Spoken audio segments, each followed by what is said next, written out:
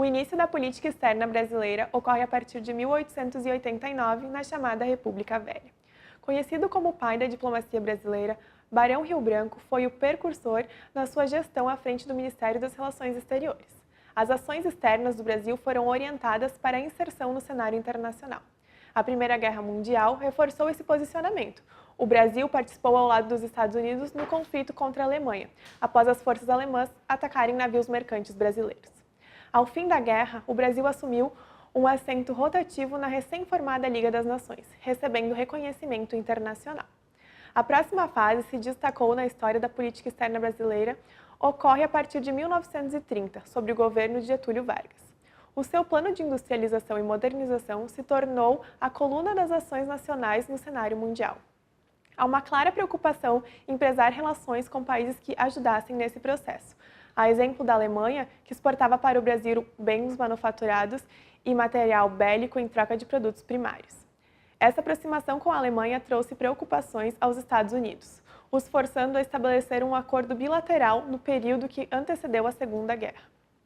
Esse movimento pendular entre relações Brasil-Alemanha e Brasil-Estados Unidos, já destacado na primeira fase, ganhou tanta ênfase que ficou conhecido como equidistância pragmática, no campo de estudo cunhado pela primeira vez pelo historiador Gerson Moura.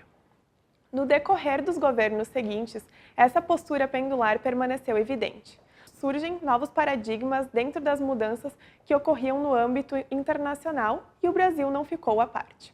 Porém, para continuar com a busca de novos mercados, o Brasil adota uma posição neutra em determinados pontos, com a Guerra Fria, por exemplo. Começa a buscar a aproximação com países recém-independentes e com o bloco socialista, mas sem perder o contato com seus principais parceiros tradicionais.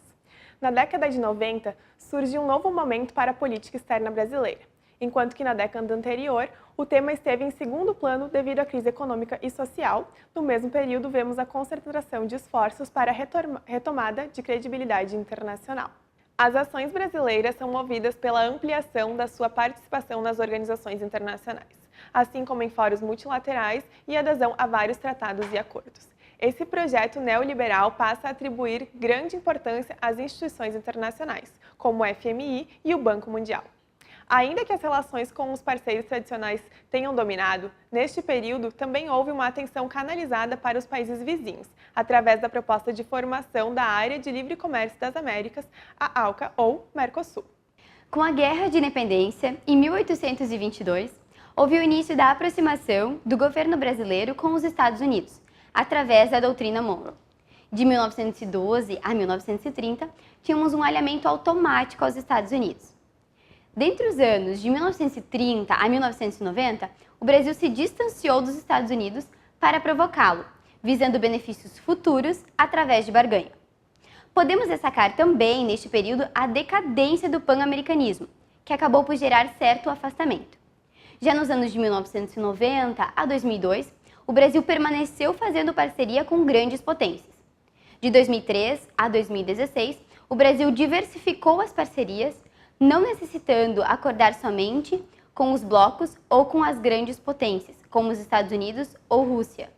Quando nos referimos aos anos passados das relações internacionais, podemos dizer que os governos anteriores estabeleceram na diplomacia brasileira um posicionamento ambíguo das relações internacionais. Ao mesmo tempo que mantinham relações com países tradicionais, desenvolveram parcerias com ditaduras e atores internacionais inconstantes e muitas vezes irrelevantes para o desenvolvimento do país. A falta de políticas comerciais e descontrole de problemas internos graves, como a inflação, burocracia e a imposição de barreiras comerciais, trouxeram inúmeros problemas nas relações comerciais brasileiras. Na atualidade, é possível perceber que a interação trazida pela globalização e pelo desenvolvimento constante das relações comerciais, políticas e sociais mostra o fenômeno do multilateralismo como algo inerente à manutenção do cenário global. A busca pelo beneficiamento e pela cooperação entre as nações permite que a economia siga seu curso normal, ou seja, abrangendo cada vez mais os mais variados mercados. No caso do Brasil, percebe-se ao longo da história que sempre mantiveram-se relações bilaterais pontuais, como por exemplo com os Estados Unidos e Alemanha. Mas algumas parcerias recentes também resultaram em saldo positivo para a economia nacional, como a participação que a gente tem com o BRICS, que é uma ferramenta para estabelecermos o comércio multilateral. O conservadorismo político pode ser considerado mantenedor direto do bilateralismo e, para tanto, é uma consequente ameaça aos preceitos contemporâneos de relações comerciais. No início desse ano, o acordo comercial entre Mercosul e União Europeia, que já se encontra em negociação há quase 20 anos, estava caminhando de forma lenta, mas agora ganhou um novo impulso após as declarações da equipe do futuro presidente Jair Bolsonaro, que diz que o bloco Mercosul não será prioridade no novo governo, mas sim os acordos bilaterais. E isso pode significar uma mudança na tradição diplomática brasileira do multilateralismo. Segundo o presidente da delegação do Parlamento Europeu, a intenção é tentar fechar algum tipo de entendimento comercial ainda durante o governo Temer. Segundo especialistas, um dos motivos que atrapalham o desfecho nas negociações por livre comércio entre Mercosul e União Europeia é que, enquanto o Brasil avança, a Argentina recua. Os primeiros reflexos da política externa no governo Bolsonaro acontecem antes mesmo dele tomar posse. Depois da sua eleição já vimos a queda do dólar, a apresentação de projetos e planos de investimento de empresas tanto internas quanto externas dentro do Brasil, coisa que nós não víamos com o governo atual. Não haviam perspectivas dessa atração de investimentos. No plano de governo apresentado por Bolsonaro, vemos a preferência por relações bilaterais.